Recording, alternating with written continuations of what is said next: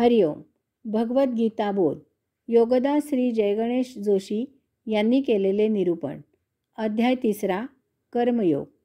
ओम श्री परमात्मने नमः. अथ तृतीयोऽध्यायः. जय योगेश्वर.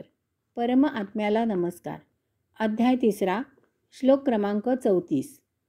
इंद्रियस्य इंद्रियस्य अर्थे रागद्वेषौ व्यवस्थितौ तयोः न वशम् आगच्छेत तौ हि अस्य परिपंथिनौ. इंद्रिय इंद्रियांच्या विषयामध्ये राग द्वेष मूलतःच व्यवस्थितपणे भरलेले असतात. त्यांच्या आहारी जाऊ नये, कारण ते आपल्या मार्गातील विघ्ने आहेत. येथे इंद्रिय इंद्रिय असे 2 वेळा म्हटले आहे, कारण येथे एक विशिष्ट इंद्रिय अभिप्रेत नसून सर्वसमावेशक असा अर्थ घ्यायचा आहे. तसेच एका शब्दाने एक एक इंद्रिय आणि दुसऱ्या शब्दाने त्याचा विषय लक्षात घ्यायचा आहे. आपली ही सर्व इंद्रिय मूलतःच विषयाने तुडुंब अगदी काठोकाठ भरलेली आहेत. इंद्रिय विषयाशिवाय असूच शकत नाहीत, राहू शकत नाहीत. त्याशिवाय त्यांचे अस्तित्व शून्य होते. असे शून्य अस्तित्व म्हणजे त्यांचे मृत होणे होय. यासाठी प्रत्येक इंद्रिय विषयासक्त राहून आपले अस्तित्व दाखवित असते. त्यायोगे इंद्रिय त्याच्या विषयभोगात रममाण होत असते. परंतु यामुळे आपण मात्र भोगापवर्गतेत अडकतो. अगदी जन्मोजन्मी गुंतून राहतो. पंचज्ञानेंद्रिय म्हणजे डोळे, त्यांचा विषय पाहणे हा होय. नाक, याचा विषय वास घेणे हा होय. कान, यांचा विषय ऐकणे हा होय. जीभ, हिचा विषय चव घेणे हा होय. त्वचा, हिचा विषय स्पर्शज्ञान घेणे हा होय.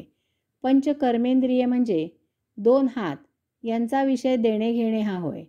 2 पाय, यांचा विषय चालणे हा होय. मुख, याचा विषय बोलणे हा होय. शिन्न, याचा विषय मूत्रविसर्जन आणि प्रजोत्पादन हा होय. गुद, याचा विषय मलविसर्जन हा होय. या दशेंद्रियांच्या मध्ये आणखी 3 इंद्रिये आहेत. मेंदू, याचा विषय बुद्धी वापरणे हा होय. स्मृती, हिचा विषय लक्षात ठेवणे हा होय. मन, याचा विषय वास्तवात जीवात्मा आणि ही 12 इंद्रिय यांच्यामध्ये समन्वय साधणे हा होय. परंतु मन जीवात्म्याशी संपर्क न ठेवता परस्पर 12 इंद्रियांच्यात स्वतःच्या लहरीप्रमाणे समन्वय साधते. हे शेवटचे वाक्य फार मोलाचे आहे. मनाच्या या मनमानीमुळेच सर्व घोटाळा होतो. जरा कुट्ट झाले की लगेच कान टवकारतात. डोळे त्या दिशेला विस्फारले जातात. देहाला जरा जरी स्पर्श झाला तरी लगेच संवेदना मिळते. तोंडात काही गेल्यास त्याची चव जिभेला समजते. हवेतील गंध ज्ञान नाकाला होते. या सर्वांचे मेंदू बुद्धी वापरून स्मृतीमधील गत आठवणींच्या अनुषंगाने त्यांचं विश्लेषण करतो. यानंतर मन त्याचा उपयोग त्याला स्वतःला आणि एकूणच देहादी इंद्रियांना सौख्य मिळेल अशा प्रकारे व्हावा, या दृष्टीने पंचकर्मेंद्रियांना कर्म करायला उद्युक्त करते.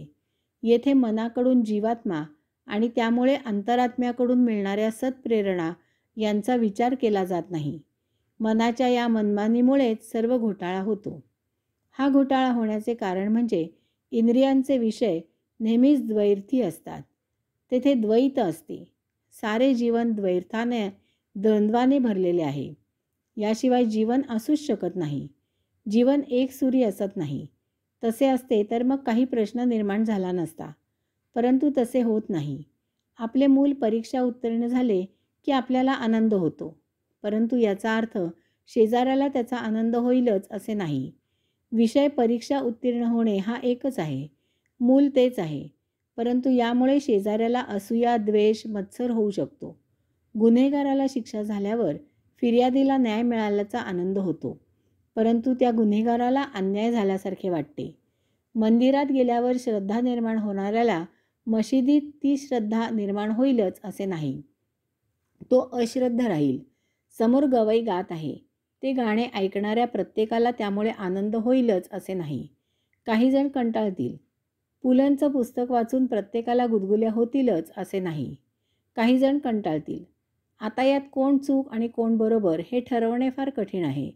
जो तो आपापल्या परी बरोबर असेल आणि त्याचवेळी जो तो दुसऱ्याच्या दृष्टीने चूक असेल. जीवन द्वंद्वाशिवाय असू शकत नाही. न्याय अन्याय, धर्म अधर्म, प्रकाश काळोख, मित्र शत्रू, वर खाली, प्रतिकूल अप्रतिकूल, सुख दुःख, मान अपमान, ज्ञान अज्ञान, राग द्वेष, जन्म मरण इत्यादी असे प्रत्येक चांगले वाटणाऱ्याच्या जोडीला वाईट वाटणारे असतेच असते. कारण जीवनात चांगले हे वाईटाशिवाय आणि वाईट हे चांगल्याशिवाय असूच शकत नाही. असे हे जीवन द्वंद्वाने भरलेले आहे. यापैकी आपण कोणत्याही एकाच्या आहारी गेलो तरी भोग निर्माण होतात. असं समजू नये की दुःखामुळेच भोग निर्माण होतात आणि सौख्यामुळे भोग निर्माण होत नाहीत.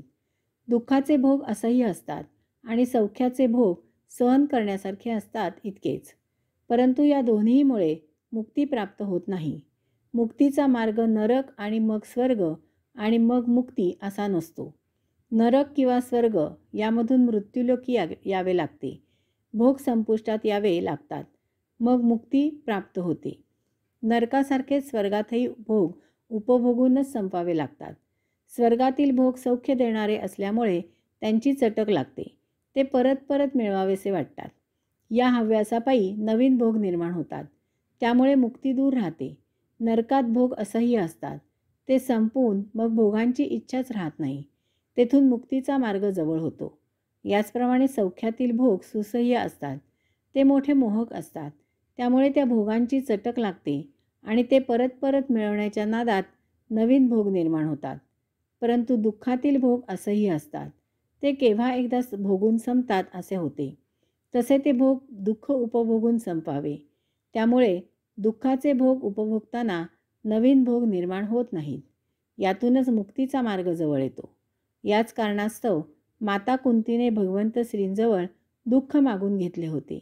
तेव्हा लक्षात ठेवावे की सौख्याचे भोग संपावे आणि ते परत परत मिळावे म्हणून हव्यास करू नये. दुःखाचे भोग उपभोगून संपावे. ते संपवण्यासाठी सौख्य मिळवण्याचा प्रयत्न करू नये. यावरून एक गोष्ट स्पष्ट होते की सौख्य आणि दुःख, चांगले आणि वाईट वगैरे दोन्हीही सारखेच विष आहेत. ते द्वैत सारखेच तिरस्करणीय आहे. द्वैत मुक्तीच्या द्वारातील अडथळा आहे.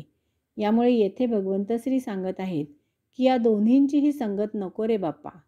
यास्तव अध्यात्मचेतसा होऊन या दोन्हींच्याही पलीकडे अतीत होऊन आत्मसन्मुख व्हावे, आत्मरत व्हावे.